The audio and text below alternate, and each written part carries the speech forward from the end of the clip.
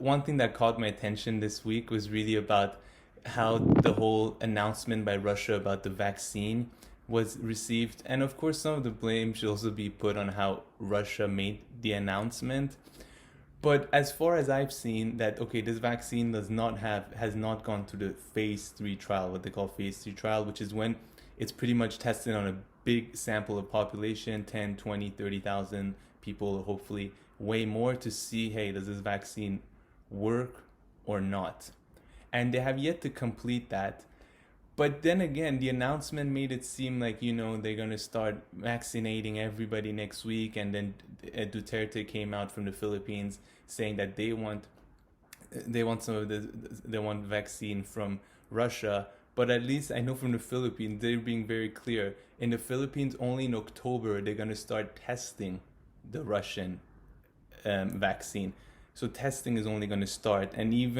And Duterte, their president, is only saying that hopefully in May they're going to start distributing this vaccine. So I think, although it was correct, it's so true what the WHO and what Western politicians and the media were saying, that this vaccine hasn't gone through a phase 3 trial. So it's definitely, we're not sure if it's safe or it works.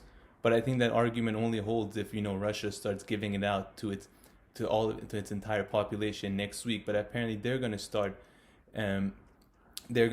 also testing it. So I think this news had a lot to do with the way it was presented. Because the funny thing is, if they already started producing this vaccine, but then they're gonna wait for at least some results to come in, I'm sure they're gonna try to speed up this trial as much as possible to get this vaccine out. No doubt there. But as long as there's at least some phase 3 trial going on, it's going to be pretty much the same thing as the US. The US is also has launched its Operation Warp Speed, which pretty much its objective is to have 300 million doses of vaccines ready by the end of January 2021. So the US is also starting producing vaccines without the phase 3 trials to be completed. And just today I read that the EU has put in is ordered 200 million doses of vaccine from Johnson and Johnson, and their vaccine is not finished too. And so I believe they're going to start producing it for it to be ready. So pretty much all these countries everywhere, they're doing the same thing. They're taking a huge financial gamble, which is producing vaccines before they're ready, before that they've been tested. So hopefully if the tests come in, if the correct results come in, then they're ready to go. So I'm sure the Russians, just like the Americans, everybody's going to rush it so much. But that's just like one thing that I felt was just left out of the story. If the Russians did start, like I said, vaccinating everybody tomorrow, then okay.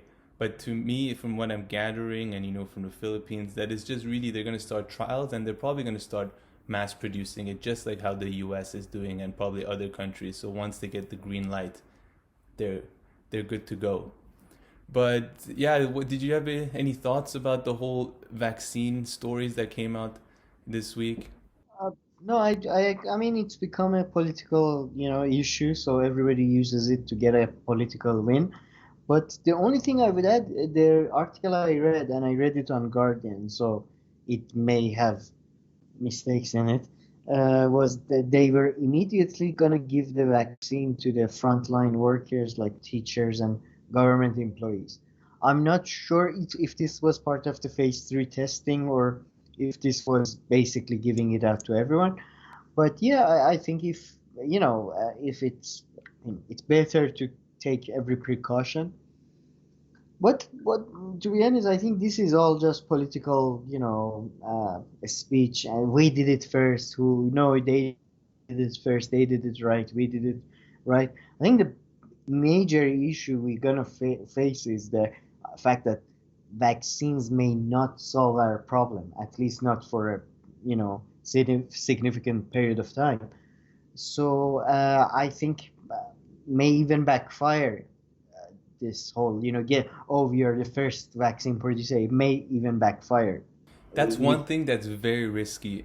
Fauci, who has pretty much been at the forefront of the US response to coronavirus, he was speaking at a podcast and I was listening to him, and he was also highlighting, okay, I mean, everything about vaccines, about them being safe and effective. Being safe is one thing, of course, you don't want terrible adverse effects, but the other one is, if it's not actually effective, not only will people go out thinking that they're protected, you know, whether it's protected for 1, 2, 3, 4, 5, for how long they're protected, for how many months or years, and on top of that, they could lose complete trust in the government if it isn't the case. And it's funny with the coronavirus vaccine, so far you're hearing about some saying you need 1 or 2 doses and you'll be protected for a year or two or longer.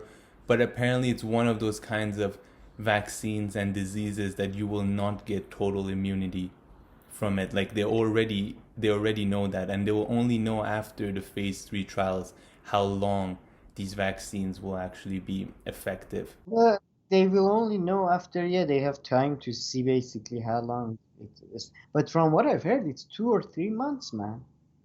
That's as long as they can, not even 2 or 3 years.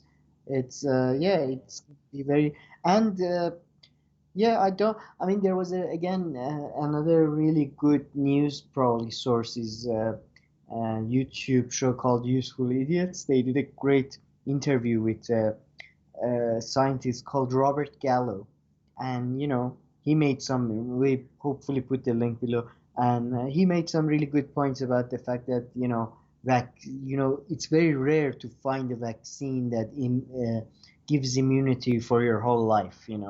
It's not just corona; it's just rare in terms of viruses. So yeah, I'm quite, I think this is all just, political Yeah. But now posturing. that you said this, remind me of one positive thing. Those who don't want to say bad things. One positive thing I heard though is that the coronavirus doesn't mutate that much, and apparently the flu actually mutated much more. So that's one positive thing, that the virus is not going to keep on mutating into different strains every year or as frequently as the flu apparently. Uh, Yeah, I read that, but I read that, but I don't think that's necessarily good news though, because apparently when they mutate, usually they mutate towards less fatal, Interesting. I virus. didn't hear that. Yeah, because if you kill your host, then you have less chance of, you know what I mean? Like the strains that are generally weaker have more chances of spreading because they don't kill their host. Interesting. I didn't hear about that. I didn't know that they will necessarily get weaker or something. So But generally, I'm very, by the way, uncomfortable talking about yeah, yeah. any of this because I'm not. No, I mean we're both saying But things we've yeah, heard. We're highlighting how these are things that we've.